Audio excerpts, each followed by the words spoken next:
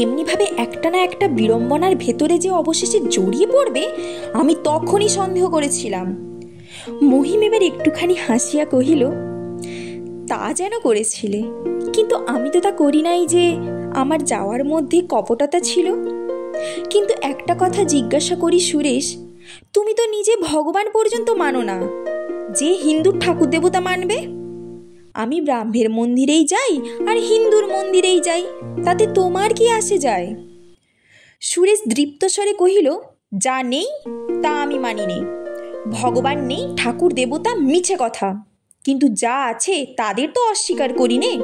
সমাজকে আমি শ্রদ্ধা করি, মানুষকে পূজা করি। আমি জানি মানুষের সেবা করাই মনুষ্য জন্মের চরম সার্থকতা। যখন হিন্দুর বংশে জন্মেছি, তখন হিন্দু সমাজ রক্ষা করাই আমার কাজ। আমি প্রাণান্তে তোমাকে ব্রাহ্মঘরে বিবাহ করে ব্রাহ্মের দলপুষ্টি করতে দেব না। কেদার মুখুজ্জের মেয়েকে বিবাহ করবে বলে কি তুমি কথা দিয়েছ?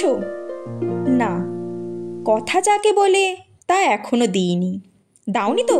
বেশ, তবে চুপ করে বসে থাকো গে। আমি এই মাসের মধ্যেই তোমার বিবাহ দিয়ে দেব। আমি বিবাহের জন্য পাগল হয়ে উঠেছি তোমায় কে বললে? তুমিও চুপ করে বসে থাকো গে।